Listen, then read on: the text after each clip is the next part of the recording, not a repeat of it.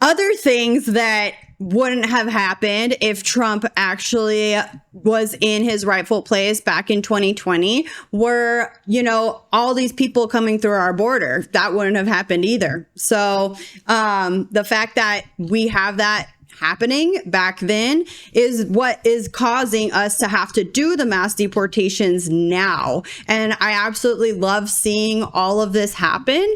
It is sad for some people. I understand that. But this is what our country needs. And if they hadn't come here illegally, then we wouldn't have had to remove them. Right. Let's not forget that Trump offered 2 paths to citizenships for DACA and Dreamers, had put it up there, and the Democrats had shot that down. Don't let them forget that, guys. Well, they don't ever want Trump to do anything that's considered good, so... They will do everything. The problem with the Democrats is they're in a real tough spot, right? Because they can't give Trump anything. They can't let him win on anything. So they have to they have to shoot themselves in the foot time and time again. Or anyone in his administration, for that matter. Not just him, but anyone. We're getting food coloring out of the food. That's terrible. I'm going to squirt food coloring in his mouth. It's crazy. People are wild. TDS is strong. And they can't give them I wanted to go over this, Abraham Accords 2020, Afghanistan Taliban peace deal, India Pakistan ceasefire, Rwanda DRC peace agreement. Remember, they're he didn't have anything to do with that peace agreement. Well, meanwhile, the people of Rwanda are in his actual office saying, thank you for helping to make this happen, Thailand, Cambodia ceasefire, Serbia, Kosovo peace deal, Ethiopia, an Egyptian peace deal, Armenia, Azerbaijan peace deal. All these things are happening because he's doing, and they can't acknowledge it. So they are on the 80-20 losing side of it, just like with the border, just like with what's happening in these ICE raids. And it is unfortunate. You're right. It is unfortunate that we have to see this happen, but they set this up, and this would not have happened if they would have just done it right the first time. We got to do what we got to do. If you let all these people into your home, and even if the door was open, but you weren't exactly saying that they could fully come in, but then they come in and you have other people saying, oh, look, the door's open, go in.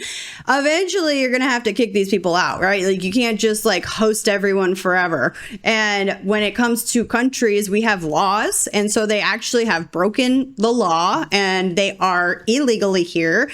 And what happens when you do something illegal and you get caught? Consequences.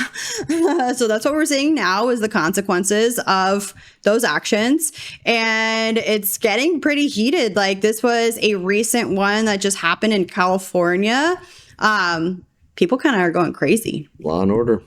Los hijos de su puta madre. Hey, no. Look at that. Güey. Pinches policías de mierda, así nos tratan. Pinches policías de mierda, así nos tratan. Miren, no.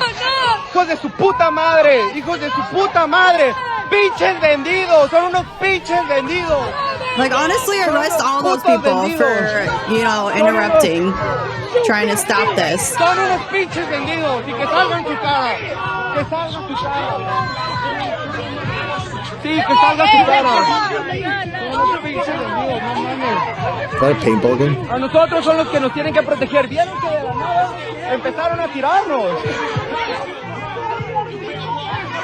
Vean, ya se llevan a la muchacha. Muchacha. ¿Por qué se la llevan si es una niña? No mamen.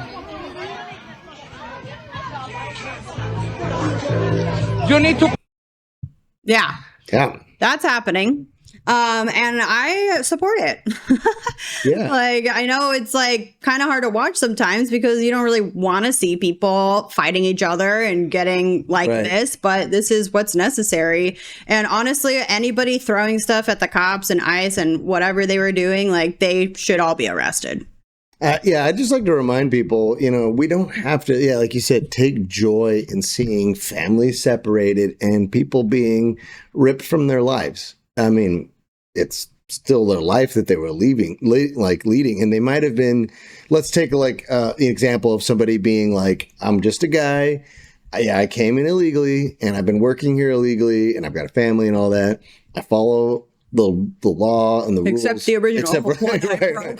Well, that's the point. Is like, well, you're not following this law, and we're enforcing it now. Finally, there's a lot of opportunities, especially if you've been here for 20 years, to get a work visa, to start getting your paperwork green done. cards, green cards. You know, to go through the system legally and to do that. And that's really what it's all about. We don't have to take joy in people being ripped from their family, and we could just be like, you know, that sucks. No, yeah, I don't take joy in it at all. I mean, that's the compassion, right? If you're a legal criminal, right? Like you're here, you're a legal citizen, but you commit crimes and you have a family. It doesn't really matter if you have a family. You're going to jail and you're going to be taken away from your family. And nobody says anything about that. They don't say like, oh, that person that robbed that store, they have a family. You can't rip them apart from their family. Like nobody says that kind of stuff. So why is that the talking point when it's illegals? Yeah, I was thinking about it. I'm like, what about a guy, like just imagining like a, you know, hypothetical, like a guy who's been like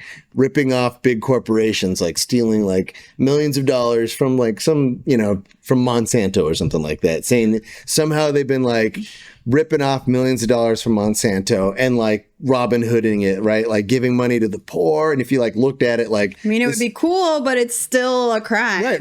Well, that's what I'm saying. Like you could still be like, oh man, that sucks. They caught him. They caught Robin Hood or whatever, you know. It depends on the circumstances, of course. Obviously, if he's like hurting, like killing people to do that or something like that. But I could see how it's like, you could see this good guy, or he has good intentions. He was giving his family a better life, right? And he was maybe donating a whole bunch of money to churches and stuff like that along the way. But that wouldn't mean we wouldn't enforce the law. Right. You know, you still broke the law. Right. It'd be like, oh man, that sucks. That guy got caught. He was a nice guy. He was a good guy. He used all that money for something good. But we still have to enforce the law. It's not like we're just going to allow him to keep, you know, stealing money. Like we don't have a law then. That's what people need to understand more than anything. I think obviously people on the right understand this. People on the left don't understand that the whole thing erodes by not enforcing laws. The whole thing. Right. It all unravels. I mean, it's just like your kids or anything. If you have kids, you know, you can't say, okay, make a rule, and then they break the rule, and then you're just like, oh, well, they didn't listen. Well, they had good intentions. Yeah, you have to enforce it. They weren't doing it with bad intentions. It's like, okay, well, then they're going to learn that as long as you have good intentions, you can break any rules or any laws, and then they will always find a reason, an excuse to be like, oh, but I was doing it because of this. Right. Like, you have to be very strict, and these lines can't be moved like when that happens, and then people learn. There you go. Right. I mean, it's not about what your intention. The path to hell is paved with good intentions, right? I mean, exactly. We could all have great intentions, but we are flawed. This is, if you're a Christian, you know the words of Christ. You understand this a lot more clear than the rest of the world, where it's like, we are flawed.